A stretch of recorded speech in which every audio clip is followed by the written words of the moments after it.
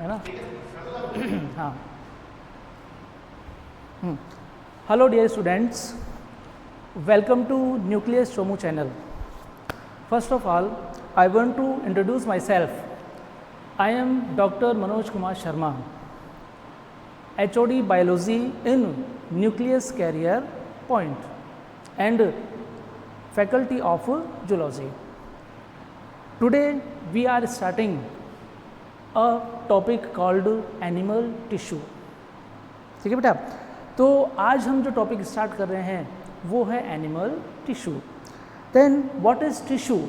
सबसे पहले हमारे दिमाग में एक चीज़ आती है कि ये टिश्यू होता क्या है, व्हाट इज़ टिश्यू। तो हमारा सबसे पहले जो डेफिनेशन होती है वो ये होती है, a group of cell is called tissue. यही है ना? क्या होगा बेटा? A group of cell is called tissue, but this definition is not proper definition. Group of cell is not a tissue. Group of cell अगर इसको define करें तो किस तरह से डिफाइन करेंगे टिश्यू को, कि a group of cell which is composed of a group of cell which is composed of the cells which are similar in origin and structure and also in function। बात समझे ना, कि sales का ऐसा group जो origin में और function में सेम होती है, and these cells are embedded into a particular substance or matter which is called matrix. This group of cell is called tissue। बात समझ बेटा, कि हम एनिमल टिश्यू, टिश्यू किसको कहेंगे? टिश्यू की अगर अपन जहाँ पे बात आती है तो हम कहते हैं कि सेल्स का ऐसा ग्रुप, सेल्स का ऐसा ग्रुप जो कि ओरिजिन में और फंक्शन में सेम होता है और किसी पर्टिकुलर मैट्रिक्स में एम्बेडेड होता है, इज कॉल्ड अ टिश्यू। समझ में आ गया बेटा, कि अगर मान लो हम ये डिफाइन करते हैं कि केवल ग्रुप ऑफ सेल क्या है बेटा, एक टिश्यू है, तो अगर हम बात करते हैं कि जो एनिमल्स होते हैं, जैसे नाम सुना है, किस नाम, सबने नाम से फाइलम पॉरीफेरा, पॉरीफेरा का नाम सुना है बेटा, कि पॉरीफेरा के जो मेंबर्स होते हैं उनमें cellular level of body organisation present होता है, उनमें cellular level of body organisation present होता है, because they are composed of a group of cell, but this group of cell is not called a tissue. तो क्या कहेंगे बेटा उसको? It is called aggregation of cell. क्या कहेंगे बेटा? Aggregation of cells. इसको हम टिश्यू ना कह करके क्या कहेंगे? Aggregation of cells. बात समझ में आ गई बेटा? ठीक है, तो सबसे पहले अगर हम बात करें कि ये जो एनिमल टिश्यूज होते हैं, टिश्यूज तो डिफाइन कैसे होगी बेटा? A group of cells which are, a group of cells which are similar in origin and function, similar in origin and function and embedded in a particular matrix is called tissue। बात समझ में आ गई? ठीक है, अब एक word यहाँ पे आया है बेटा, क्या क्या वर्ड आया यहाँ पर? यहाँ पे वर्ड आया बेटा मैट्रिक्स। जैसे वर्ड आया है अपने पास, कौन सा वर्ड आ गया? मैट्रिक्स। देन जैसे मैट्रिक्स, अभी मैट्रिक्स क्या चीज़ होती है? मैट्रिक्स, मैट्रिक्स बेटा वो सब्सटेंस होता है जिसमें टिश्यू की सेल्स एम्बेडेड होती है, और ये जो मैट्रिक्स होता है, ये matrix it is either solid form, in solid form and और इन लिक्विड फॉर्म। कि ये जो मैट्रिक्स होता है, ये मैट्रिक्स बेटा सॉलिड भी हो सकता है। फॉर एग्जांपल बोन्स, नाम सुना है बेटा? बोन्स, व्हाट बोन्स क्या है? बोन्स बेटा टिश्यू है। बोन्स भी क्या है? एक टाइप का टिश्यू है, और उसका जो मैट्रिक्स होता है, तो उसका मैट्रिक्स कैसा होता है? हार्ड होता है, सॉलिड होता है। बात समझ ना? और सॉलिड होने की वजह से इसका मैट्रिक्स सॉलिड है, बोन्स का मैट्रिक्स सॉलिड है, so the bones are also rigid and solid. बात समझ में आ गई? और जो मैट्रिक्स होता है, कुछ टिश्यूज ऐसे होते हैं जिनका मैट्रिक्स जो होता है वो कैसा होता है? सॉफ्ट। कैसा होता है बेटा? सॉफ्ट। जैसे फॉर एग्जांपल अगर अपन बात करें मसल्स, जब हम मसल्स की बात करते हैं तो मसल्स का जो मैट्रिक्स होता है वो कैसा होता है बेटा, सॉफ्ट होता है। और सॉफ्ट होने की वजह से क्या है, सॉफ्ट होने की वजह से उसमें फ्लेक्सिबिलिटी प्रेजेंट होती है। क्या प्रेजेंट होती है, फ्लेक्सिबिलिटी होती है। अब हम ये देखें कि भैया ये जो मैट्रिक्स है ये सॉलिड भी हो गया, ये सॉफ्ट भी हो गया, मतलब रिजिड भी हो गया, सॉफ्ट भी हो गया, तो अब ये लिक्विड का क्या सिस्टम है? तो बॉडी में ऐसा कोई सा टिश्यू है जो लिक्विड फॉर्म में है? कोई बता सकते हैं? हाँ बेटा है, कौन? ब्लड। ब्लड का नाम सुना है बेटा? Blood is a liquid tissue, है कनेक्टिव टिश्यू। कौन सा टिश्यू बेटा? Connective tissue. कनेक्टिव टिश्यू है but it is a liquid connective tissue. कैसा है बेटा? Liquid connective tissue. तो ब्लड कैसा, ब्लड का मैट्रिक्स कैसा हो गया? ब्लड का मैट्रिक्स बेटा कैसा है? Liquid form. बात समझ आ गई? तो ये जो मैट्रिक्स वो सब्सटेंस होता है जिसमें किसी भी टिश्यू के सेल्स एम्बेडेड होती है, ठीक है। एंड ये रिजिड भी हो सकता है, ये सॉफ्ट भी हो सकता है, और ये लिक्विड फॉर्म में भी हो सकता है। किसकी बात कर रहे हैं बेटा? मैट्रिक्स की। अब हम देखते हैं बेटा ये जो सेल्स, अगर हम बात करें जैसे टिश्यू का फॉर्मेशन किससे होता है? सेल से। किससे होता है बेटा? सेल से। अगर हम सेल्स की बात करते हैं तो हमें पता है कि how we can define cell. Cell is a structural and functional unit of life. Cell जो होती है वो क्या होती है बेटा? किसी भी एनिमल, किसी भी ऑर्गेनिज्म की, नॉट एनिमल, किसी भी organism, it may be plant और एनिमल, जितने भी ऑर्गेनिजम्स होते हैं उनकी स्ट्रक्चरल एंड फंक्शनल यूनिट होती है। क्योंकि हर एक ऑर्गेनिज्म, चाहे किसी तरह का ऑर्गेनिज्म हो, उसकी लाइफ का स्टार्टिंग जो होती है वो बेटा एक सेल से होती है। किससे होती है? केवल एक सिंगल सेल से होती है। आज जैसे हम बात करते हैं किसकी, हम ह्यूमन की बात करते हैं। चलो आज हम हमारी बात करते हैं कि ह्यूमन में जो है, ह्यूमन का लाइफ कहाँ से शुरू होती है बेटा? सबने नाम सुन रखा होगा एक सेल जिसको अपन कहते हैं जाइगोट। नाम सुना है बेटा जाइगोट का? सबने सुन रखा है जाइगोट। क्या होता है जाइगोट? जाइगोट बेटा एक सेल होती है which forms by the fusion of male and female gamete. Zygote एक ऐसा टिश्यू होता है, ऐसी सेल होती है, सॉरी, जाइगोट एक ऐसी सिंगल सेल होती है जिसका फॉर्मेशन मेल और फीमेल गैमीट मीन्स स्पर्म और ओवम के फर्टिलाइजेशन से होता है। और हमारी जो लाइफ होती है, हम केवल ह्यूमन की बात करें फिलहाल, हमारी जो लाइफ जो होती है वो कहाँ से स्टार्ट होती है? वो उसी सिंगल सेल से होती है।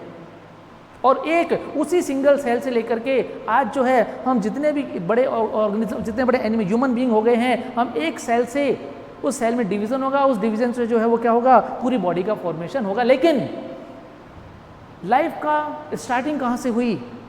लाइफ की स्टार्टिंग उस सिंगल सेल से हुई है, और हमारी जो बॉडी का फॉर्मेशन हुआ है वो भी उसी सिंगल सेल से ही हुआ है। बात समझ में आएगी बेटा? ठीक है। तो अब देखिए, अब ये जो सेल्स होती हैं, जैसे वो सिंगल सेल थी, मान लीजिए वो सिंगल सेल है, तो एक सेल जो है, एक सेल पर सारे फंक्शन नहीं कर सकती हैं, तो क्या करना पड़ेगा? उसको काफ़ी सारे फंक्शन करने पड़ेंगे। तो उस ज़्यादा फंक्शन करने के लिए ये सेल कैसे होगी? डिफ्रेंशिएट होगी, मतलब उसके अंदर डिवीजन होगा और वो अलग अलग टाइप की सेल्स के अंदर डिवाइड हो जाएगी, और डिवाइड होकर क्या कर लेगी? ये टिश्यूज़ का फॉर्मेशन कर लेगी। बात समझेगी ना? तो अगर हम एनिमल्स के बारे में देखते हैं बेटा, हम बात करेंगे बेटा एनिमल्स की, क्योंकि हम जूलॉजी देख रहे हैं, ठीक है। तो जूलॉजी हम देख रहे हैं, तो यहाँ पे हम बात करेंगे एनिमल टिश्यूज़ की। किसकी बात करेंगे? एनिमल टिश्यूज़ की। तो बेटा सबसे पहले एक बार एक छोटी चीज़ की तरफ हम ध्यान देते हैं कि ये जितने भी एनिमल्स होते हैं, जैसे अगर हम बात करते हैं यूनिसेलुलर ऑर्गेनिज्म से लेकर के मल्टी सेलुलर ऑर्गेनिज्म तक, यूनिसेलुलर ऑर्गेनिज्म से लेकर के मल्टी सेलुलर ऑर्गेनिज्म तक, ये जितने भी एनिमल्स होते हैं उन सभी एनिमल्स को हमने अलग अलग फाइलम्स में डिवाइड कर रखा है। अलग अलग फाइलम्स में क्या कर रखा है? डिवाइड कर रखा है। जो शुरू होता है कहाँ से? पहले प्रोटोजोआ को भी हमारे साथ एनिमेलिया के अंदर इंक्लूड करते थे, लेकिन आज हम बात करते हैं, अगर यूनिसेलुलर एनिमल्स की बात आती है तो हम बात करेंगे प्रोटोजोआ की, जैसे अमीबा, ठीक है। फिर पॉरीफेरा, सिलेंट्रेटा, टिनोफोरा, बात समझ आए ना। फिर आप धीरे करके डिवाइड उसको बढ़ते बढ़ते बढ़ते कहाँ से लेकर के पॉरीफेरा से लेकर के कॉर्डेटा तक के जो एनिमल्स होते हैं, कॉर्डेटा तक के जो एनिमल्स होते हैं वो सारे के सारे कैसे मल्टीसेलुलर होते हैं। और उनमें पॉरीफेरा से कहाँ से बेटा, पॉरीफेरा से लेकर के और कॉर्डेट्स फाइलम के कॉर्डेट्स एनिमल होते हैं, कॉर्डेटा फाइलम के जो मेंबर्स होते हैं वो सारे कैसे होते हैं, वो बेटा सारे मल्टीसेलुलर होते हैं। लेकिन अब ये मल्टीसेलुलर तो हो गए, जैसे अपन बात कर रहे हैं पॉरीफेरा की, हम टिश्यू पे आ रहे हैं बेटा धीरे धीरे, कहाँ पे आ रहे हैं, टिश्यू पे। तो जो पॉरीफेरा के जो मेंबर्स होते हैं उनमें जो लाइफ के प्रोसेसेस होते हैं they are carried out by a particular cell. देखिए सबसे पहले हम एक एनिमल लेते हैं, बात करते हैं हम किसी एक एनिमल ले लिया हमने, सपोज अमीबा ले लिया। क्या ले लिया बेटा, amoeba. Amoeba is a unicellular animals. Amoeba क्या है, यूनिसेलुलर एनिमल है, ठीक है एनिमल, एक ही सेल का एनिमल है वो, ठीक है। अब बेटा अब अमीबा जो होता है वो जितने भी लाइफ प्रोसेसेस होते हैं, life processes means digestion, respiration, excretion, circulation, locomotion, movement, ये सब क्या है बेटा, ये लाइफ के प्रोसेसेस होते हैं। Then all the life processes are carried out by a single cell in unicellular animals. तो जो जितने भी यूनिसेलुलर एनिमल्स होते हैं उन यूनिसेलुलर एनिमल्स में जितने भी बॉडी के फंक्शंस होते हैं, अगर हम बात करें किसकी बेटा, यूनिसेलुलर एनिमल्स की बात करें तो उनमें जो भी बॉडी के फंक्शंस होते हैं, जो भी लाइफ प्रोसेसेस होते हैं, जैसे मैंने बताया डाइजेशन, एक्सक्रीशन, रेस्पिरेशन, ये सारे के सारे प्रोसेस जो होते हैं किससे होते हैं, एक सिंगल सेल करती है। क्या करती है बेटा, सिंगल सेल करती है। और ये जो सिंगल सेल फंक्शन करती है तो ऐसे animals, the animals in which all the life processes are carried out by a single cell. This type of body organization is called protoplasmic level of body organization. इसे हम क्या कहेंगे, protoplasmic level of body organisation. क्यों, क्योंकि उनके सारे function कौन कर रहा है बेटा, प्रोटोप्लाज्म, मतलब एक सेल कर रही है लेकिन सेल के अंदर कौन है, प्रोटोप्लाज्म या साइटोप्लाज्म। बात समझे ना। तो protoplasmic level of body organisation present होता है किसमें, यूनिसेलुलर ऑर्गेनिज्म से। अब बेटा आप बात करते हैं मल्टी सेलुलर ऑर्गेनिज्म की, और उसमें सिंपलर मल्टी सेलुलर ऑर्गेनिज्म होते हैं पॉरीफेरियंस, जिन्हें हम कहते हैं स्पॉन्जेस। क्या कहेंगे बेटा, स्पॉन्जेस। अब ये जो स्पॉन्जेस होते हैं बेटा, इनमें क्या होता है, इनमें ग्रुप ऑफ सेल होता है, एक सेल पर्टिकुलर फंक्शन नहीं। इसमें क्या होता है कि ग्रुप ऑफ सेल हो गया बेटा, काफ़ी सारी सेल्स हो गई, लेकिन इस ग्रुप ऑफ सेल को अपन टिश्यू नहीं कहेंगे बेटा। क्यों, क्योंकि इनकी जो हर एक सेल जो होती है, इसकी जो हर एक सेल होती है वो एक अलग अलग पर्टिकुलर फंक्शन करती है। सपोज कि एक सेल डाइजेशन का प्रोसेशन करेगी, एक रेस्पिरेशन का करेगी, एक एक्सक्रीशन का करेगी। बात समझिएगा ना। मतलब इनमें डिवीजन ऑफ लेबर प्रेजेंट होता है। डिवीजन ऑफ लेबर शुरू हो जाता है कि यहाँ पर जो है कि जिसको हम कहते हैं काम का बंटवारा, डिवीजन ऑफ लेबर, जिसमें एक अलग अलग सेल्स अलग अलग फंक्शन करेगी। बात समझ ना। Then in this type of animals, which type animals, poriferans, sponges. In sponges और poriferans cellular level of body organisation is present. अब ये cellular level of body organisation क्या होता है बेटा, क्या होता है देखना पड़ेगा ना इसको। तो cellular level of body organisation क्या होता है, क्योंकि बेटा ऐसा बॉडी ऑर्गेनाइजेशन जिसमें एक पर्टिकुलर सेल एक पर्टिकुलर प्रोसेस, लाइफ प्रोसेस करती है। A particular function is carried out by a single cell, particular function is carried out by a single cell, then this type of organization is called cellular level of body organization। बात समझ में आ गई बेटा। अब जैसे हम बात करते हैं थोड़े हायर ग्रेड एनिमल्स के अंदर, हायर ग्रेड एनिमल्स की बात करें बेटा, कौन सा, सिलेंट्रेटा, टीनोफोरा, प्लेटीहेलमिन्थीज, सॉरी कहाँ तक आ गया, सिलेंट्रेटा, टीनोफोरा की अगर अपन बात करते हैं, ठीक है। मतलब ये जो एनिमल्स होते हैं कौन से, ये जो सिलेंट्रेट्स और टीनोफोर्स होते हैं ये स्पॉन्जेस या पॉरीफेरियंस से थोड़े से डेवलप्ड एनिमल होते हैं। और इनका साइज भी बड़ा होता है। तो होता क्या बेटा, इसमें क्या हो गया, जब साइज बड़ा हो गया तो क्या हुआ कि अब इनमें क्या होता है कि एक सेल पर्टिकुलर फंक्शन नहीं कर पाती है। एक सेल पर्टिकुलर फंक्शन, जैसे डाइजेशन का प्रोसेस है, स्पॉन्जेस में एक सेल डाइजेशन कर रही है, लेकिन अगर हम किसकी बात करें, सिलेंटेड्स के अंदर, टिनोफोर्स के अंदर अगर अपन बात करते हैं तो इनमें एक पर्टिकुलर सेल उतनी एफिशिएंसी से काम नहीं कर पाती है ताकि जिससे कि वो पूरी बॉडी को जो है वो एनर्जी प्रोवाइड कर सके।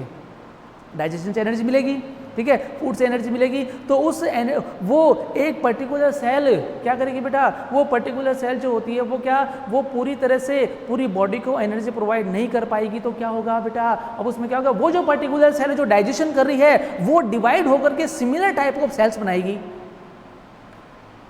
और वो जो सेल्स बनेंगे डिवीजन होकर के, वो जो डाइजेशन करने वाले सेल्स से जो भी सेल्स बनेंगी उन सब का फंक्शन क्या होगा बेटा, उन सब का फंक्शन भी क्या होगा, डाइजेशन करना।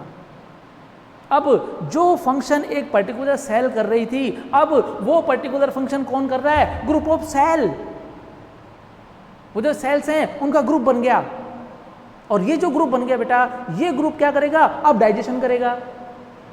पहले कौन कर रहा था, पहले का मतलब होता है जैसे स्पॉन्जेस में, स्पॉन्जेस या पोरीफेरा में डाइजेशन केवल कौन कर रहा था, एक सेल कर रही थी।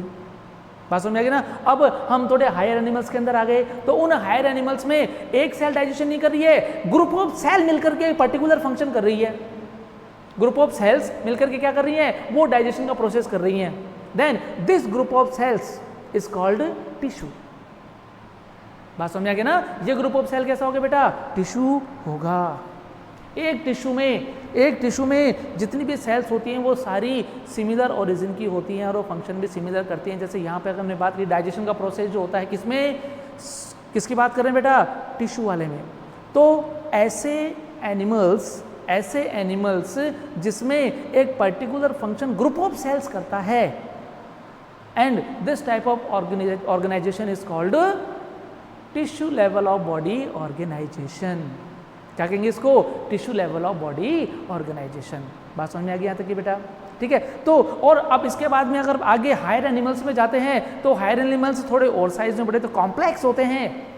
एनिमल्स क्या होंगे बेटा, और भी कॉम्प्लेक्स होते चले जाएंगे। तो जिससे क्या होगा कि tissue, different types of tissues are fuse together to form an organ. Higher animals में क्या होगा कि अब वो जो पर्टिकुलर फंक्शन है अब वो टिश्यू नहीं कर रहा है, वो पर्टिकुलर फंक्शन जो different types of tissues fuse होकर के क्या फॉर्म कर लेते हैं, एक ऑर्गन फॉर्म कर लेते हैं। अब वो ऑर्गन वो पर्टिकुलर फंक्शन का काम करेगा। और इधर अगर हम और भी ज़्यादा हायर एनिमल जैसे ह्यूमन बीइंग या फिर मैमल्स के अंदर जाते हैं तो उनमें क्या होता है, उनमें एक ऑर्गन पर्टिकुलर फंक्शन नहीं करता है। different types of organs are fused together to form an organ system। क्या बना लेते हैं बेटा, एक ऑर्गन सिस्टम का फॉर्मेशन कर लेते हैं, ठीक है। And this organ system performs a particular function, for example alimentary canal और डाइजेस्टिव सिस्टम। किसकी बात करते हैं बेटा, जैसे डाइजेस्टिव सिस्टम की बात करते हैं तो जैसे हमारा डाइजेस्टिव सिस्टम है, तो हमारा डाइजेस्टिव सिस्टम क्या फंक्शन करता है बेटा, क्या करेगा, डाइजेशन। क्या करेगा, डाइजेशन। तो क्या हमारा जो डाइजेस्टिव सिस्टम है एक पर्टिकुलर सेल है, नहीं। एक पर्टिकुलर टिश्यू है, नहीं। एक पर्टिकुलर ऑर्गन है, नहीं। It is a group of organs which are fuse together. ये क्या है बेटा, ये ग्रुप ऑफ ऑर्गन्स है। फॉर एग्जांपल अगर अपन बात करते हैं कि माउथ ये अपने आप में एक अलग ऑर्गन है, फिर बात करते हैं कहाँ पर, ये buccal cavity, pharynx, oesophagus, stomach, small intestine, large intestine, liver, pancreas, digestive gland, gastric glands, ये सब क्या है बेटा, ये पर्टिकुलर ऑर्गन्स हैं। ये पर्टिकुलर ऑर्गन्स हैं जिन्होंने आपस में फ्यूज होकर के क्या बना लिया, एक पर्टिकुलर ऑर्गन सिस्टम का फॉर्मेशन कर लिया। और वो सिस्टम कौन सा, डाइजेस्टिव सिस्टम। बात समझ में आ गई ना। लेकिन हम यहाँ पे बात करेंगे बेटा किसकी, यहाँ पे सेकंड कहाँ पर, टिश्यू लेवल ऑफ ऑर्गेनाइजेशन, मतलब जहाँ पे टिश्यू प्रेजेंट होते हैं। तो अगर हम बात करें अब बेटा, ये तो हो गया क्या कि इसका मतलब कि सेल से लेकर के और किसका फॉर्मेशन होता है, एक सेल से पूरे के पूरे ऑर्गेनिज्म का फॉर्मेशन होता है। कैसे बेटा, सबसे पहले सेल आपस में फ्यूज होकर क्या बनाती है, टिश्यू। टिश्यू फ्यूज होकर के बनाते हैं ऑर्गन। ऑर्गन फ्यूज होकर के ऑर्गन सिस्टम बनाते हैं और ऑर्गन सिस्टम फ्यूज होकर के पूरे ऑर्गेनिज्म का फॉर्मेशन करते हैं। जैसे हम अगर हमारी बात करें तो हमारे अंदर क्या है, हमारी बॉडी के अंदर क्या है, organ systems, group of organ systems. हमारी बॉडी में काफी सारे ऑर्गन सिस्टम का ग्रुप है। For example digestive system, respiratory system, circulatory system, excretory system, reproductive system, muscular system, skeletal system, integument system, ये जो सारे क्या हैं सिस्टम, और ये सिस्टम एक पर्टिकुलर बॉडी के अंदर पैक हैं and this body is called organism. बात समझ आ गई? तो अब बेटा हम यहाँ पे जो अगर अपन बात करेंगे, हम कर रहे हैं बात टिश्यू की। तो टिश्यू की जब अपन बात करते हैं तो यहाँ देखिए बेटा कि टिश्यू जो होता है वो क्या होता है बेटा, टिश्यू एक होता है group of cell which are similar in origin and structure और फंक्शन। ठीक है, दूसरी बात करें कि study of tissue is called histology. Study of tissue क्या कहेंगे बेटा, हिस्टोलॉजी। बात समझ गई? तो अगर हम बात करते हैं किसकी, कि यहाँ पर देखते हैं कि study of tissue is called histology. बात समझ में आ गया था कि ठीक है। अब देखते हैं कि अगर अब फादर ऑफ हिस्टोलॉजी कौन है बेटा, फादर ऑफ हिस्टोलॉजी। तो फादर ऑफ हिस्टोलॉजी बाइचेट। बाइचेट कौन है, फादर ऑफ हिस्टोलॉजी। अब बात करते हैं बेटा हम कि जितने भी एनिमल्स होते हैं, जितने भी एनिमल्स होते हैं उसमें कितने टाइप के टिश्यूज़ प्रेजेंट होते हैं, इसमें कितने टाइप के टिश्यूज़ प्रेजेंट होते हैं। तो हम देखें यहाँ पर किसमें, पूरे के पूरे एनिमल किंगडम की बात कर रहे हैं, या फिर अगर बात करें केवल हम ह्यूमन की हायर एनिमल्स की बात करें तो पूरे एनिमल्स की बात कर लो चाहे कहीं भी बात कर लो, तो in animals 4 types of tissues are present. In animals 4 types of tissues are present. कौन सा बेटा, nervous tissue, muscular tissue, connective tissue and epithelial tissue. बात समझ में आ गई बेटा? हमारा जो जितने भी ऑर्गेनिजम्स होते हैं इंक्लूडिंग ह्यूमन बीइंग, इनमें क्या होता है, इनमें बेटा 4 types of tissues are present. कितने टाइप के टिश्यूज़ प्रेजेंट होते हैं, 4 टाइप के टिश्यूज़ प्रेजेंट होते हैं। बात समझ में आ गई? कौन सा, nervous tissue, muscular tissue, connective tissue and epithelial tissue. ठीक है बेटा, यहाँ तक हो गया? ठीक है। अब देखिए जिस नाम से नर्वस टिश्यू, क्या नर्वस टिश्यू, क्या कहेंगे नर्वस टिश्यू? नर्वस टिश्यू ऐसा टिश्यू जो सिग्नल्स को सेंड करने का और रिसीव करने का काम करता है, सिग्नल्स का, विच controls our body activities, which controls our sensation. वो कौन सा टिश्यू होता है बेटा, वो होता है नर्वस टिश्यू। एक होता है दूसरा मस्कुलर टिश्यू। कैसा होता है बेटा, मस्कुलर टिश्यू। तो मस्कुलर टिश्यू मतलब मसल्स। मस्कुलर टिश्यू में कौन होते हैं बेटी, मसल्स होता है। कौन हो गया, मसल्स हो गया बेटा। तो मसल्स की अगर बात करते हैं तो मसल्स जो होते हैं वो क्या, मसल्स क्या फंक्शन करती हैं, मसल्स बेटा लोकोमोशन एंड मूवमेंट में हेल्प करती हैं। जो हम चलते हैं, जो भी अपन फंक्शन करते हैं, which are carried out by muscles with the help of bones.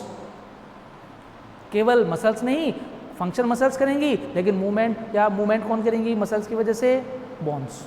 वो अपन आगे इसके अंदर देखेंगे। और बेटा तीसरे नंबर का जो होता है कौन, कनेक्टिव टिश्यू। कौन बेटा, कनेक्टिव टिश्यू। तो कनेक्टिव टिश्यू मीन्स जैसे नाम से पता चल रहा है, कनेक्ट करने वाला, कनेक्ट करने वाला, कि ऐसा टिश्यू जिसने 2 या 2 से ज़्यादा टिश्यूज या ऑर्गन को आपस में कनेक्ट कर रखा है, इज कॉल्ड कनेक्टिव टिश्यू। नाम से पता चल रहा है। ठीक है। तीसरी अगर अपन बात करते हैं किसकी, एपिथेलियल टिश्यू की। 4th नंबर पे कौन आता है बेटा, एपिथेलियल टिश्यू। तो अपन एपिथेलियल टिश्यू की बात करते हैं तो ये एक ऐसा टिश्यू होता है which forms the outer and inner lining of the body cavity. बात नहीं है बाकी। हाँ बेटा, अब हम बात कर रहे हैं नर्वस टिश्यू की, कि what do you mean by nervous tissue. Nervous tissue is a type of tissue in which property of excitation and conduction is present. मतलब ये एक ऐसा टिश्यू होता है, नर्वस टिश्यू जो होता है एक ऐसा टिश्यू होता है जिसमें कंडक्टिविटी मतलब मूवमेंट करने की, टिश्यू मूवमेंट नहीं करेगा, उसमें इम्पल्स जनरेट होंगे और वो इम्पल्स क्या करेंगे, मूव करेंगे। तो इसमें कंडक्टिविटी एंड एक्साइटेबिलिटी की प्रॉपर्टी प्रेजेंट होती है। तो सबसे पहले बेटा जो भी एक क्वेश्चन हमारे दिमाग में आता है, एक जो क्वेश्चन किसी तरह का कोई भी टिश्यूज़ होता है, कोई भी ऑर्गन होता है, तो उसका सबसे पहले क्वेश्चन हमारे दिमाग में जो आता है कि इसका ओरिजिन कहाँ से हुआ है। देन बेटा the nervous tissue is originated by ectoderm. Ectoderm किससे ओरिजिन हुआ इसका? एक्टोडर्म से। अब दिमाग में ये कि भैया ये ectoderm, what do you mean by ectoderm, what do you mean by ectoderm, तो पता होना चाहिए एक्टोडर्म क्या चीज़ होती है। बेटा ectoderm is a type of germinal layer. अब ये जर्मिनल लेयर क्या, अब देखो बेटा क्या होता है जर्मिनल लेयर्स, कि जब हम एम्ब्रियोनिक स्टेज में होते हैं, जब हम एम्ब्रियोनिक स्टेज में होते हैं तो बेटा सेल्स की 3 लेयर्स का फॉर्मेशन होता है। 3 लेयर्स का फॉर्मेशन होता है। एंडोडर्म, इसके ऊपर एक्टोडर्म और इसके बीच में होता है मीजोडर्म। 3 जर्मिनल लेयर्स का फॉर्मेशन होता है बेटा, और ये जो 3 जर्मिनल लेयर्स होती हैं वो एक्टोडर्म, मीजोडर्म और एंडोडर्म, ये 3 जर्मिनल लेयर्स प्रेजेंट होती हैं। और हमारी बॉडी के जितने भी ऑर्गन्स और टिश्यूज होते हैं, ऑल द टिश्यूज और all the organs are formed by these germinal layers. अलग अलग ऑर्गन अलग अलग जर्मिनल लेयर से डेवलप होते हैं। बात समझ में आ गई? तो यहाँ पर जैसे बात करते हैं किसकी, कि ये जो नर्वस टिश्यू है वो एक्टोडर्मल इन ओरिजिन होता है। अगर हम बात muscular tissue mesodermal in origin होता है।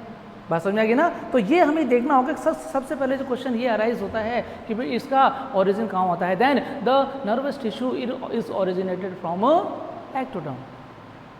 किससे ओरिजिन हो गया बेटा इसका? एक्टोडर्म से इसका ओरिजिन होता है। अब सबसे पहले क्वेश्चन हमने अब जवाब मिल गया। अब देखते हैं कौन सा बेटा, कि ये जो नर्वस टिश्यू होता है, अब टिश्यू है तो बेटा सेल्स होंगी। टिश्यू है तो बेटा क्या होगी, इसके अंदर सेल्स होंगी। It means the nervous tissue is composed of two types of cells. First है न्यूरॉन्स,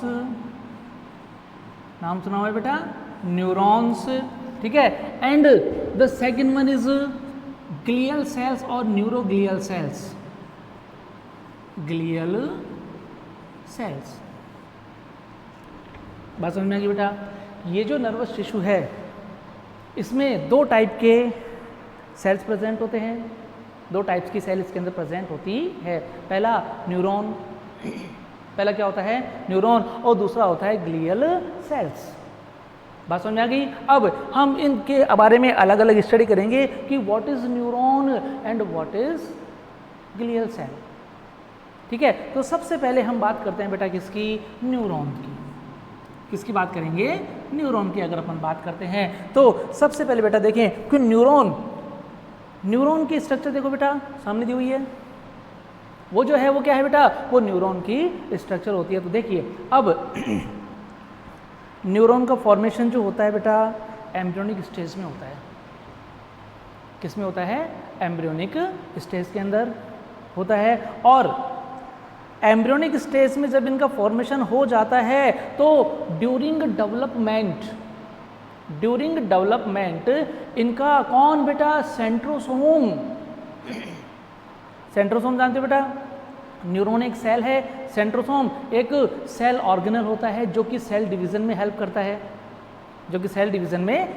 है। तो क्या होता है बेटा कि जितने न्यूरॉन्स बनते हैं एम्ब्रियोनिक स्टेज में, तो ड्यूरिंग डेवलपमेंट इनका सेंट्रोसोम डिसअपियर हो जाता है, लॉस्ट हो जाता है।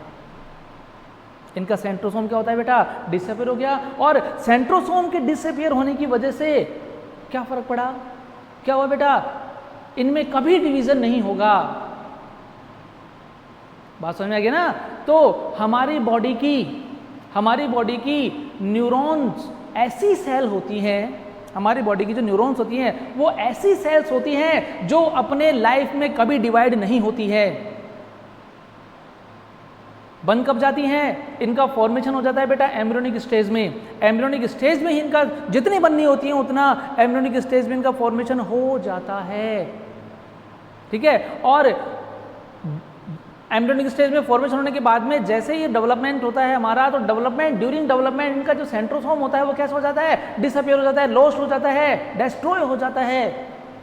इसका मतलब कि ये जो न्यूरॉन्स होते हैं ये अपनी लाइफ में कभी भी अब डिवीजन नहीं करेंगे। लेकिन अब समस्या ये हो जाती है क्या कि जब डिवीजन नहीं करेंगे तो हमारी बॉडी तो बढ़ रही है ना, हमारी बॉडी की साइज तो बढ़ रही है, तो क्या होगा? जब डिवीजन नहीं होगा तो क्या होगा? तो बेटा ये सेल्स जो होती हैं, न्यूरॉन का डिवीजन नहीं होता है, जितने भी न्यूरॉन बनने होते हैं वो एम्ब्रियोनिक स्टेज में बन जाते हैं। तो जैसे जैसे बॉडी का साइज बढ़ता है ये केवल लेंथ में बढ़ती हैं या साइज में बढ़ती हैं,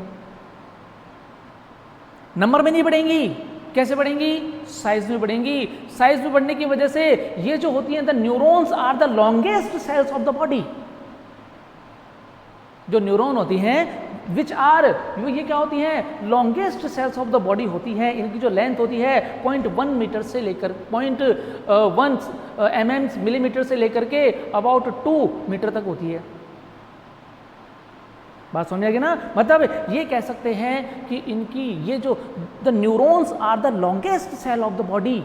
क्यों? क्योंकि बॉडी जैसे जैसे बॉडी का डेवलपमेंट होता है, जैसे बॉडी का साइज बढ़ता है, वैसे वैसे इनका बाकी सेल्स जो होती हैं उनका नंबर इंक्रीज होता है, उनका नंबर इंक्रीज होता है। लेकिन इनका नंबर इंक्रीज नहीं होता है, ये केवल क्या होती है? ये केवल लेंथ में इंक्रीज करती हैं। इनका इंक्रीमेंट केवल लेंथ में होता है, लेंथ में बढ़ती है ये नंबर में नहीं बढ़ती हैं। क्यों नहीं बढ़ती हैं? क्योंकि बेटा एम्ब्रियोनिक स्टेज में इनका जो सेंट्रोसोम कैसा हो जाता है? डिसअपियर हो जाता है। और सेंट्रोसोम डिसअपियर हो गया मतलब ये सेल्स अपनी लाइफ में कभी डिवीजन नहीं करती हैं। इसलिए ये जो सेल्स होती हैं इन सेल्स को बहुत ही ज़्यादा प्रोटेक्शन की ज़रूरत होती है। इसलिए ये क्या होती हैं? ये जो सेल्स होती हैं वो बॉडी के अंदर की तरफ होती हैं, मतलब अंडर सरफेस के अंडर होती हैं, सरफेस के नीचे प्रेजेंट होती हैं। और बाहर जो होता है इनके केवल क्या होते हैं बेटा? इनके प्रोसेसेस होते हैं, डेंड्रॉन्स और डेंड्राइट्स। बात समझ में है ना? आगे अपन देखें क्या होता है। तो अगर हमसे ये पूछे कि बॉडी की कौन सी सेल्स जो होती हैं वो कभी डिवीजन नहीं करती हैं, तो बेटा कौन सी? हमारा आंसर क्या होना चाहिए? हमारा आंसर होना चाहिए neurons. The neurons are the cells which can not divide in the life and the neurons are the longest cells of the body. सबसे लंबी सेल्स होती हैं और लाइफ में कभी डिवीजन इनमें नहीं होता है। ये बेटा ध्यान रखने की बात होती है, ठीक है। तो अब हम देखते हैं, ये तो हो गया बेटा कि एम्ब्रियोनिक स्टेज में इनका फॉर्मेशन हो गया, और ये जैसे जैसे एज बढ़ती है, जैसे जैसे बॉडी की साइज बढ़ती है, वैसे वैसे ये लेंथ में बढ़ती है, नंबर में इंक्रीमेंट इनमें नहीं होता है।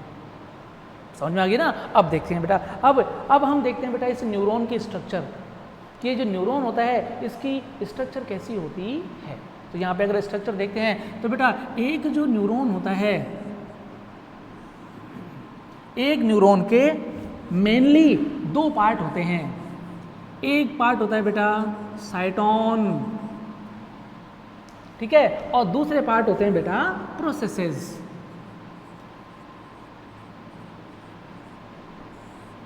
एक पार्ट तो कौन सा होता है बेटा? साइटोन, और एक होता है प्रोसेसेस। डायग्राम में देखते हैं, देखो डायग्राम दिख रहा है बेटा, डायग्राम में देखो यहाँ पर ये जो डायग्राम बना हुआ है ये एक न्यूरॉन का डायग्राम है।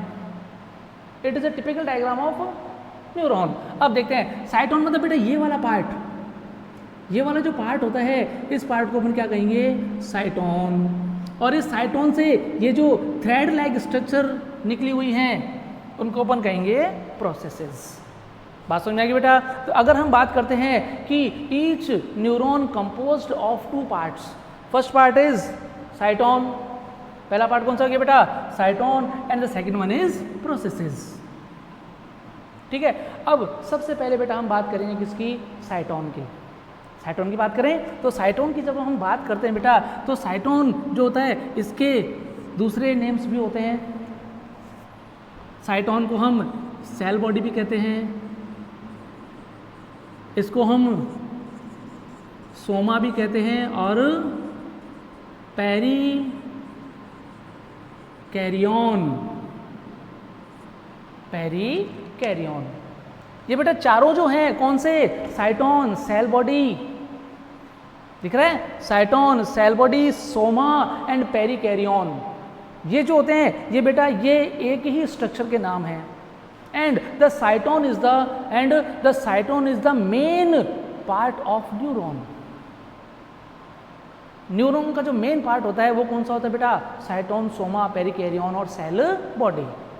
बात समझ में आ गई? ये चारों एक ही स्ट्रक्चर के नाम होते हैं, ये चीज़ ध्यान में रखना। ये it is called soma, cyton, perikaryon और सेल बॉडी।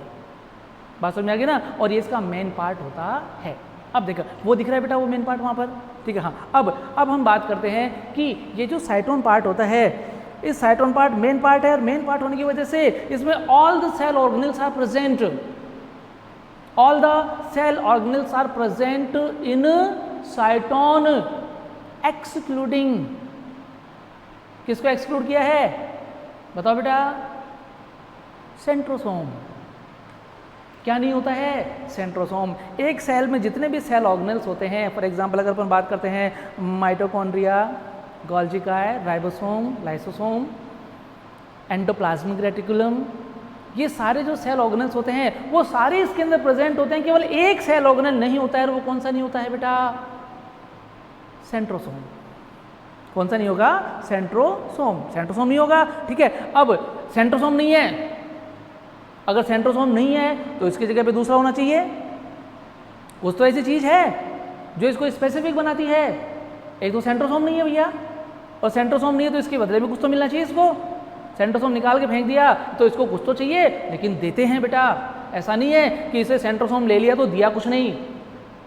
अगर इससे सेंट्रोसोम लिया है तो इसको दो पर्टिकुलर नए सेल ऑर्गेनेल्स दिए हैं।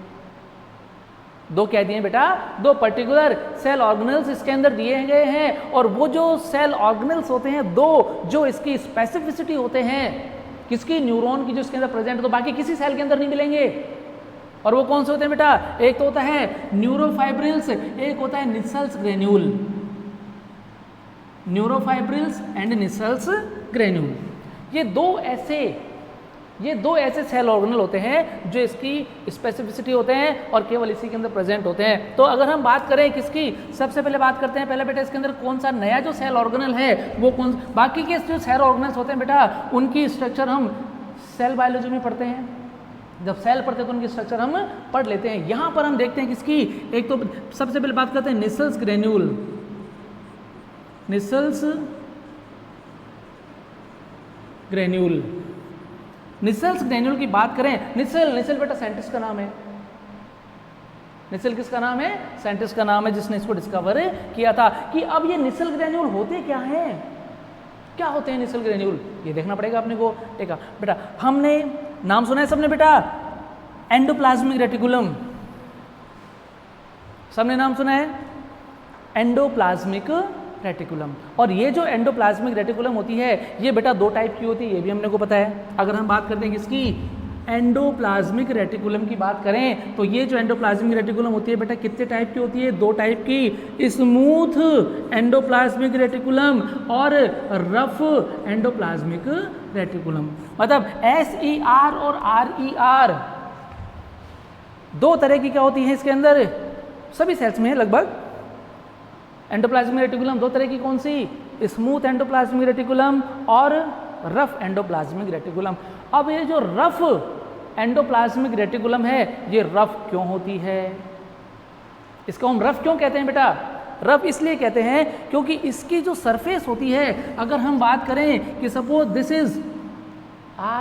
इज एंडोप्लाज्मिक रेटिकुलम और इसके ऊपर छोटे छोटे granules like structure which are called ribosomes.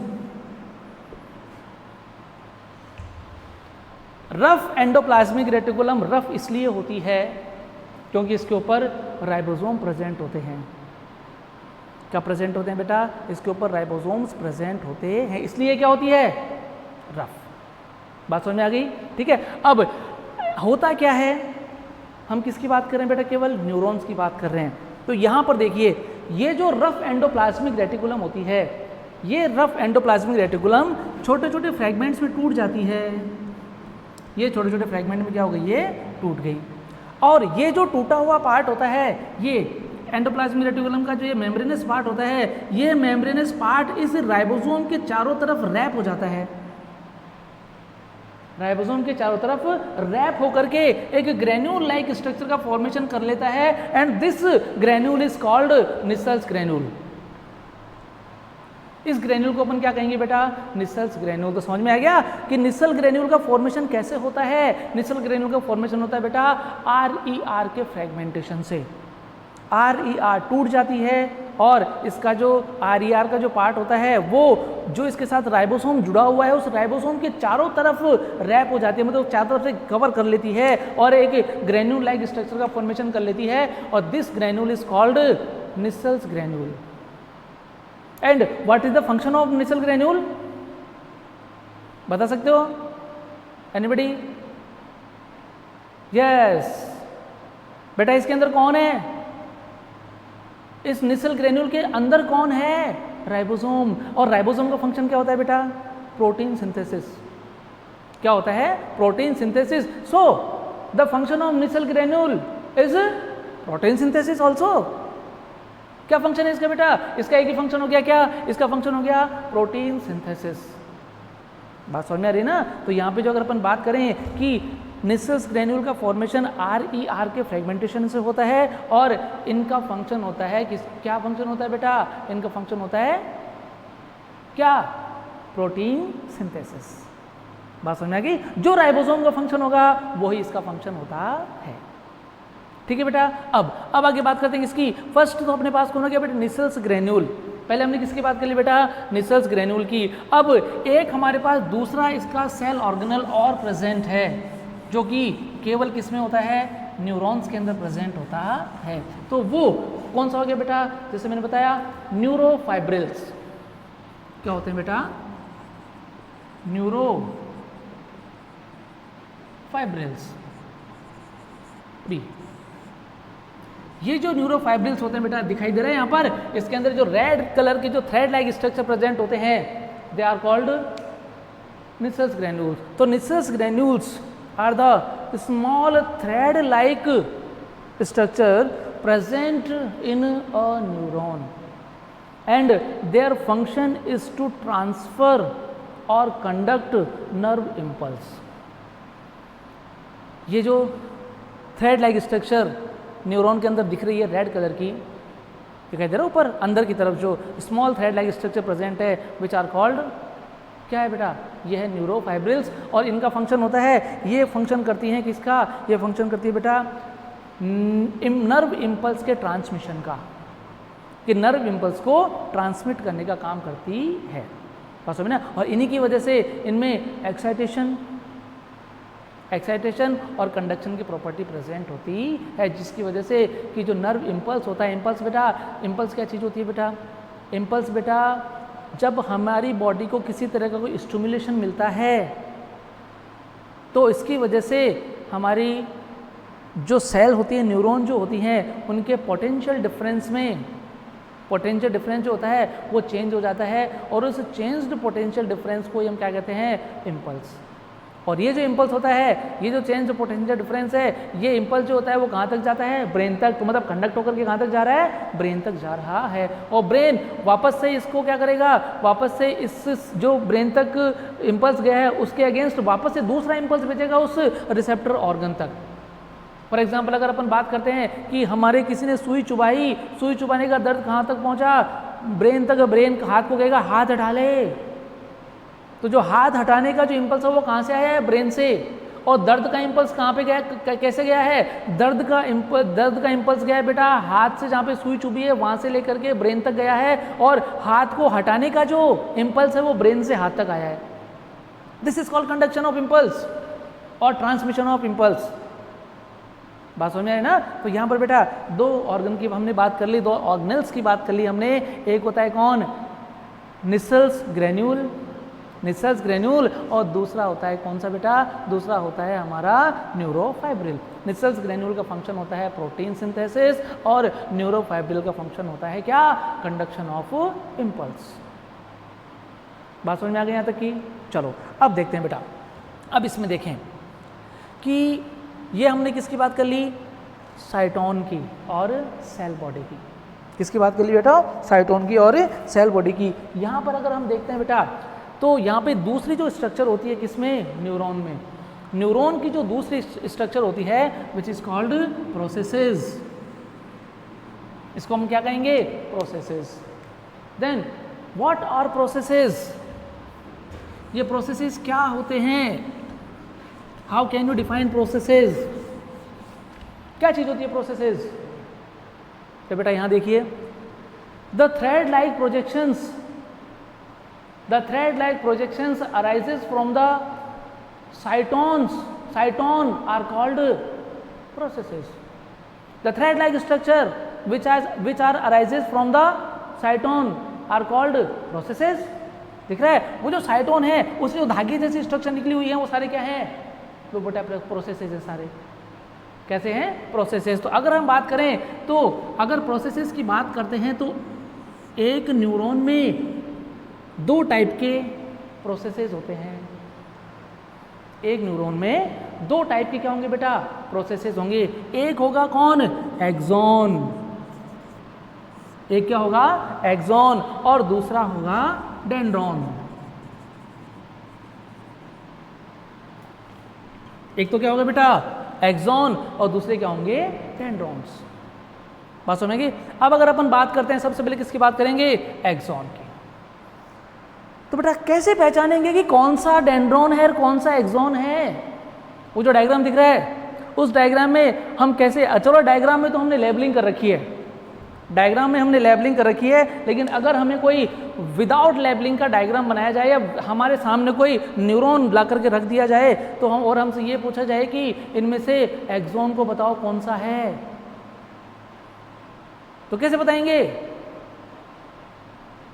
Confused नहीं, कंफ्यूज नहीं होना बेटा। एक्सॉन जो होता है, axon is the longest process of neuron. समझ में आया कि जो इस न्यूरॉन का सबसे लॉन्गेस्ट प्रोसेस जो होता है वो ही क्या होता है, एक्सॉन। वही क्या होता है बेटा, एक्सॉन होता है। और एक चीज और ध्यान देने की बात है इसमें कि हम पहचानेंगे, एक तो लंबा होता है, सबसे लॉन्गेस्ट होता है, और नंबर में केवल एक ही होता है, नंबर में केवल एक ही होता है। तो आइडेंटिफाई करने में कोई डिफिकल्टी नहीं होगी। अगर हमसे पूछा जाए कि which is the longest axon बताओ भैया, तो भैया देखो ये रहा, it is the longest process, और नंबर में केवल एक ही होता है, जो सबसे लॉन्गेस्ट होगा वही क्या है, वही बेटा क्या है, इसका एक्सॉन है। Then axon is the longest process of neuron. पहचान सकते हो आराम से कि हम कैसे पहचानेंगे इसको, हम पहचानेंगे जो सबसे लंबा प्रोसेस होगा वही क्या होगा बेटा, वही एक्सॉन होगा। ठीक है। अब अगर अपन बात करते हैं बेटा इस एक्सॉन की, तो एक्सॉन की अगर अपन बात करते हैं तो इसकी जो मेम्ब्रेन होती है किसकी मेम्ब्रेन बेटा, ये देखिए अगर हम डायग्राम में देखते हैं बेटा तो डायग्राम में ये जो है ये सबसे लंबा प्रोसेस है, दिस इज कॉल्ड एक्सॉन। इसको क्या कहेंगे बेटा, एक्सॉन। अब यहाँ पे देखते हैं एक्सॉन की जो मेम्ब्रेन होती है, एक्सॉन की जो मेम्ब्रेन होती है इसको हम कहेंगे एक्सोलिमा, और एक्सॉन का जो साइटोप्लाज्म होगा which is also called neuroplasm, इसको अपन कहेंगे एक्सोप्लाज्म। समझ में आ रहा है बेटा, एक्सॉन की जो मेम्ब्रेन या सेल मेम्ब्रेन होगी उसको अपन कहेंगे बेटा एक्सोलिमा, और इसका जो साइटोप्लाज्म होगा उसको कहेंगे हम एक्सोप्लाज्म। क्या कहेंगे बेटा, एक्सोप्लाज्म। बात समझ में आ गई ना। ठीक है। अब अगर अपन बात करते हैं किसकी, कि जो एक्सोप्लाज्म होता है उस एक्सोप्लाज्म में निसस ग्रेन्यूल नहीं होते हैं लेकिन न्यूरोफाइब्रिल्स प्रेजेंट होते हैं, न्यूरोफाइब्रिल्स इसके अंदर प्रेजेंट होते हैं। और ये जो एक्सोलिमा दिख रही है बेटा, एक्सोलिमा जिसकी मेम्ब्रेन होती है, किसकी, एक्सॉन की जो मेम्ब्रेन होती है उसको हम क्या कहेंगे बेटा, एक्सोलिमा। ये कह सकते हैं इसको एक्सोलिमा। अब देखते हैं बेटा, अब ये जो एक्सोलिमा है यहाँ पे देखिए इस एक्सोलिमा के ऊपर ये जो स्ट्रक्चर दिखाई दे रही है, ये जो स्ट्रक्चर है, ये स्ट्रक्चर क्या होती है बेटा, ये स्ट्रक्चर बेटा माइलिन प्रोटीन की बनी हुई होती है, और इसको अपन कहते हैं माइलिन शीट। क्या कहेंगे बेटा, माइलिन शीट। कुछ न्यूरॉन्स ऐसे होते हैं कुछ न्यूरॉन्स ऐसे होते हैं जिनमें ये माइलिन शीट प्रेजेंट होती है और कुछ न्यूरॉन ऐसे होते हैं जिनके अंदर माइलिन शीट एब्सेंट होती है। यहाँ पर हमने जो डायग्राम बनाया है वो डायग्राम ये डायग्राम है जिसमें माइलिन शीट प्रेजेंट होती है। बात समझ आ गई ना। तो अब ये जो माइलिन शीट होती है बेटा, ये जो माइलिन शीट होती है ये which is made up of myelin protein and the myelin protein is secreted या synthesized by specific type of cells which are called Schwann cells, and the Schwann cells are present in exolemma. ये जो myelin sheath का formation किया है वो किसने किया है बेटा? स्वान सेल्स ने किया है। स्वान सेल्स माइलिन प्रोटीन का फॉर्मेशन सिंथेसिस करती हैं और ये जो माइलिन प्रोटीन होती है ये कवरिंग का फॉर्मेशन कर लेती है और this is called myelin sheath. और एक चीज़ इसे यहाँ पे ध्यान देने की और है बेटा कि ये जो माइलिन शीट होती है ये कंटिन्यूस ना होकर के डिसकंटिन्यूस होती है, मतलब छोटे छोटे टुकड़े की फॉर्म में होती है। कंटिन्यूस ना होकर कैसे होती है? छोटे छोटे फ्रेगमेंट्स की फॉर्म में होती है। बात समझिएगा ना। और इन फ्रेगमेंट्स के बीच में थोड़ा सा स्पेस होता है, इन फ्रेगमेंट्स के बीच में थोड़ा सा स्पेस होता है and the space between two myelin sheath is called node of Ranvier. यहां पे देखिए ये जो दो माइलिन शीट है इनके बीच में जो गैप होता है, बीच में जो स्पेस होता है इज कॉल्ड, क्या कहेंगे बेटा इसको हम कहेंगे नोड ऑफ रेनवियर। इसका एक पर्टिकुलर फंक्शन होता है, इसमें जो नर्व का जो कंडक्शन होता है वो फास्ट होता है। नर्व का कंडक्शन कैसे होगा बेटा? फास्ट होता है। और जो माइलिन शीट होती है बेटा, ये जो माइलिन शीट होती है, ये माइलिन शीट जो होती है वो कैसी होती है बेटा? ये नर्व इम्पल्स की रेजिस्टेंट होती है, रोकती है उसको आगे बढ़ने से। नर्व इम्पल्स के लिए कैसे होती है? रेजिस्टेंट होती है, उसको रोक देती है। तो रुकेगा नहीं nerve impulse, node of Ranvier पे जंप करके आगे की तरफ मूव करेगा। एक नोड ऑफ रेनवियर से दूसरे नोड ऑफ रेनवियर पे जंप करेगा और इस तरह से इंपल्स जो है वो आगे की ओर मूव करेगा। ठीक है बेटा। तो ये बात कर रहे हैं हम किसकी? एक्सॉन की। तो एक्सॉन की जो the cell membrane of axon is called axolemma and the cytoplasm is called axoplasm.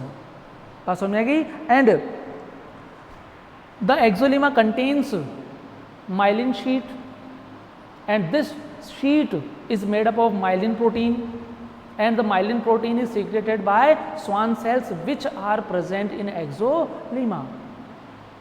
बात समझ में आ गई? ठीक है। और ये जो माइलिन शीट होती है वो कंटिन्यूस ना होकर कैसी होती है बेटा? डिसकंटिन्यूअस। कैसी होगी? डिसकंटिन्यूअस होती है। और डिसकंटिन्यूअस है तो इसका मतलब बीच में गैप है, और बीच में गैप है मतलब यहाँ पे नर्व का कंडक्शन हो सकता है। क्यों? क्योंकि ये जो माइलिन शीट होती है वो कैसी होती है? वो इम्पल्स की रेजिस्टेंट होती है, वो आगे की तरफ मूव नहीं करने देती है। बात समझ में आ गई? अब बेटा अब आगे देखते हैं यहाँ पर कि ये जो एक्सॉन है ये एक्सॉन आगे जाकर के ब्रांचेस में डिवाइड हो रहा है and these branches are called telodendron. दिख रहा है बेटा? यहाँ पे देखिए ये जो पार्ट दिखाई दे रहा है यहाँ पर, ये एक्सॉन आगे जाकर कैसा ब्रांच्ड हो रहा है और ये जो ब्रांचेस होती हैं वो क्या होती हैं बेटा? टीलोडेंड्रॉन। इन ब्रांचेस को अपन क्या कहेंगे? टीलोडेंड्रॉन। बात समझे ना। और ये जो टीलोडेंड्रॉन है, ये टीलोडेंड्रॉन किसके? एक्सॉन के जो टीलोडेंड्रॉन होते हैं वो दूसरे किसी न्यूरॉन के डेंड्रॉन, डेंड्राइट या एक्सॉन के साथ मिलकर के एक जंक्शन बनाते हैं and this junction is called synapse. इस जंक्शन को अपन क्या कहेंगे बेटा? सिनेप्स। बात समझ आ गई? The junction between two neurons is called synapse. और ये जो सिनेप्स होता है वो किस किस के बीच में होता है बेटा? एक न्यूरॉन के टीलोडेंड्रॉन और दूसरे न्यूरॉन के किसमें? डेंड्रॉन, डेंड्राइट और एक्सॉन के बीच में जो कनेक्शन होता है, जो जंक्शन होता है विच इज कॉल्ड सिनेप्स। इसको अपन क्या कहेंगे? सिनेप्स। बात समझ में आ गई बेटा? अब एक चीज और होती है बेटा कि ये जो एक्सॉन होता है, ये एक्सॉन जो होता है बेटा ये होता है एफरेंट टाइप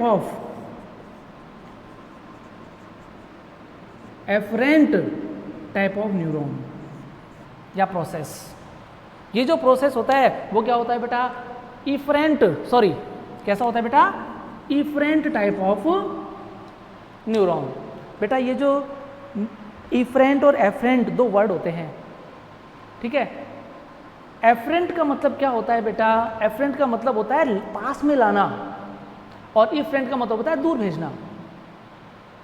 बात समझे ना, एफरेंट का मतलब पास लाना और इफरेंट का मतलब दूर भेजना। तो ये जो एक्सॉन होता है बेटा, ये किस टाइप का होता है, ये होता है बेटा इफरेंट टाइप ऑफ प्रोसेस होता है, बिकॉज इट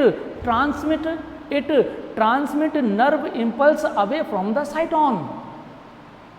ये क्या करता है, नर्व इम्पल्स को कहाँ किस तरफ भेजता है, साइटोन से दूर। देखिए बेटा ये एक्सॉन है, यहाँ पे जो भी इम्पल्स होगा ये इसको कहाँ भेजेगा, साइटोन से दूर भेजने का काम करेगा। So axon is a type of efferent type of process.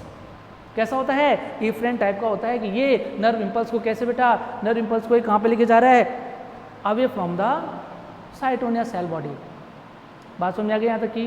तो ये बात है बेटा किसकी बात के लिए हमने, ये बात के लिए हमने एक्सॉन की, एक्सॉन की बात हो गई। अब बेटा अब हम बात करते हैं डेंड्रॉन की। किसकी बात करेंगे, डेंड्रॉन की। तो डेंड्रॉन की अगर हम बात करते हैं तो देखिए यहाँ पे देखते हैं हम डेंड्रॉन कि जो डेंड्रॉन होता है, ये जो डेंड्रॉन, अब डेंड्रॉन जो होते हैं बेटा ये स्मॉल होते हैं।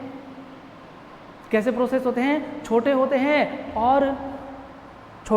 और नंबर में एक भी हो सकता है, एक से ज़्यादा भी हो सकते हैं।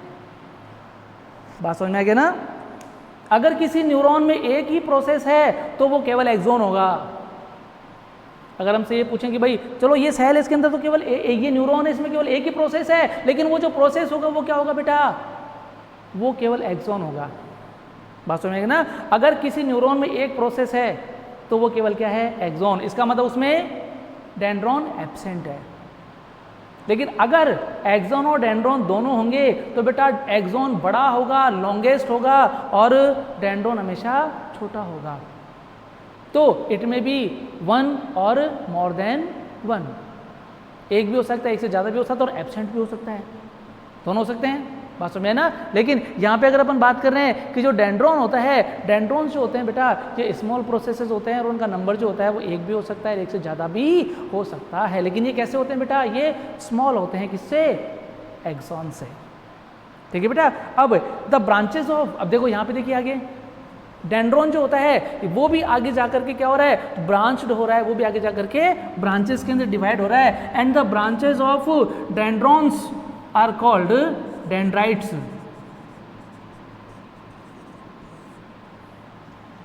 इसको हम क्या कहेंगे बेटा, डेंड्राइट्स। बात समझ में आ गई। डेंड्राइट का मतलब कि the branches of dendron are called dendrites. बात समझ में आ गई ना। तो अब अगर अपन देखो बात करते हैं कि ये जो डेंड्रॉन और डेंड्राइट होते हैं इनकी नेचर कैसी होती है बेटा, ये बेटा एफरेंट नेचर के होते हैं। कैसे होते हैं, एफरेंट नेचर के होते हैं। इसका मतलब क्या होता है कि dendron and dendrites transmit nerve impulse towards the साइटोन। कहाँ लेकर के जा रहे हैं बेटा, साइटोन की तरफ लेकर के जा रहे हैं, मतलब साइटोन के पास में लेकर के जा रहे हैं। तो पास ले जाने वाला कौन होता है, पास ले जाने वाला बेटा एफरेंट होता है, और दूर ले जाने वाला इफरेंट। बात समझ में आ रहा है ना।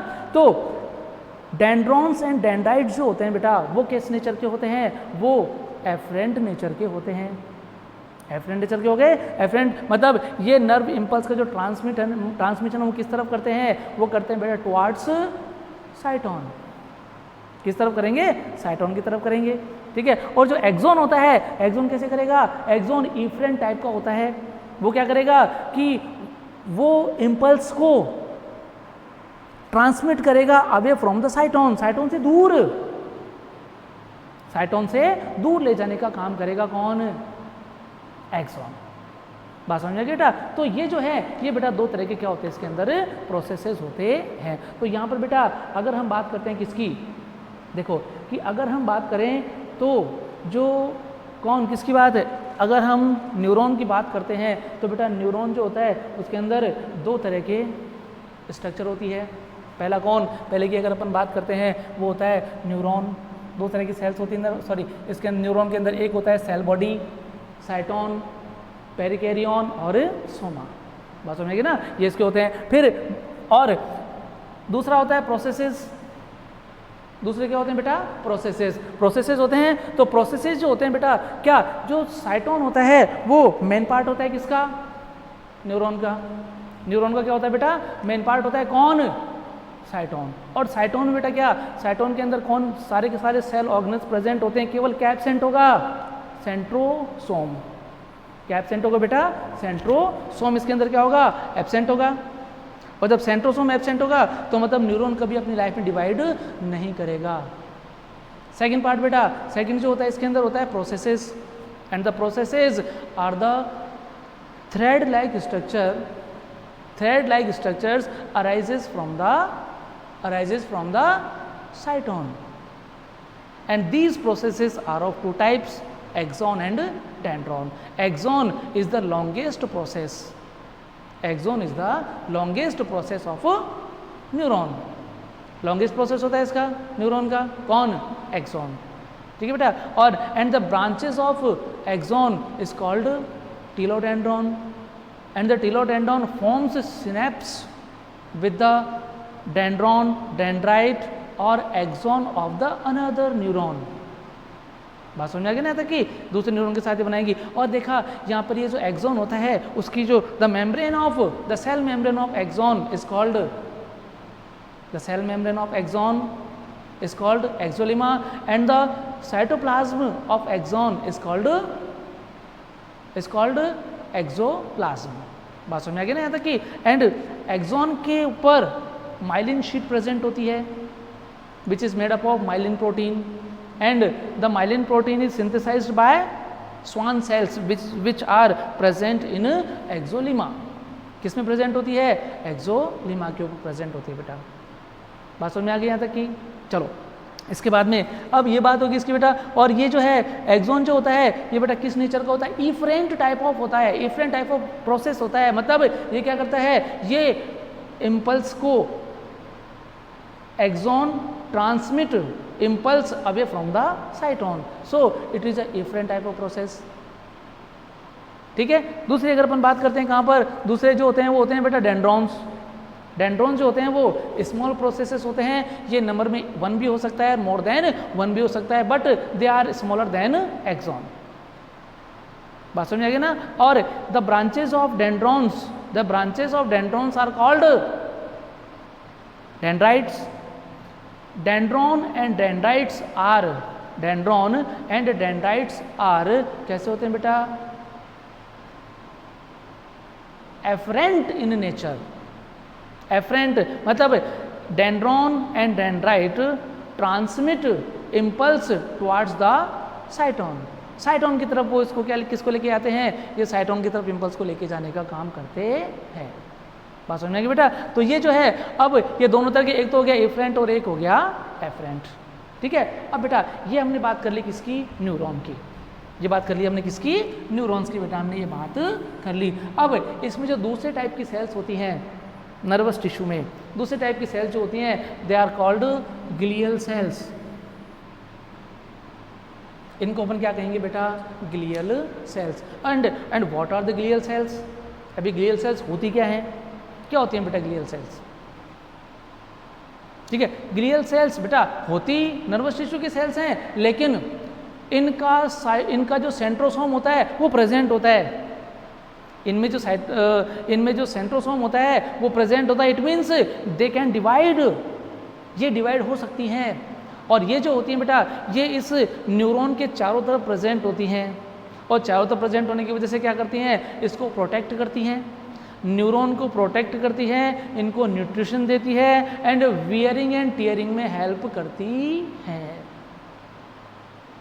बात समझे ना, इनकी वियरिंग और टीयरिंग में क्या करती हैं, हेल्प करती हैं कि किस तरह से जो इसके अंदर जो टूट फूट की मरम्मत होती है, जैसे मान लो किसी तरह का कोई न्यूरॉन के अंदर किसी तरह का कोई डैमेज हो गया तो उस डैमेज को कंप्लीट करता है कौन, उस डैमेज को कंप्लीट करेगा बेटा ये ग्लियल सेल्स। बात समझ आएगी बेटा। तो ये बेटा ये जो होता है ये हमारा होता है नर्वस टिश्यू।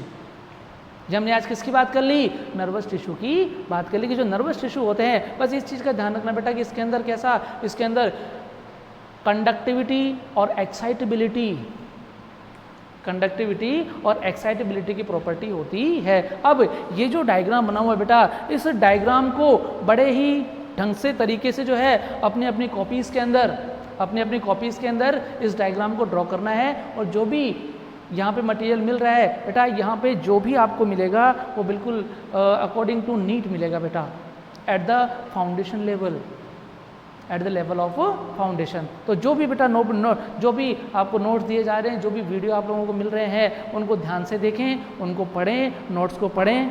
बात समझ में आ रही ना? इस तरह से जो है वो थोड़ा सा इसको देख लेना बेटा। Thank you very much.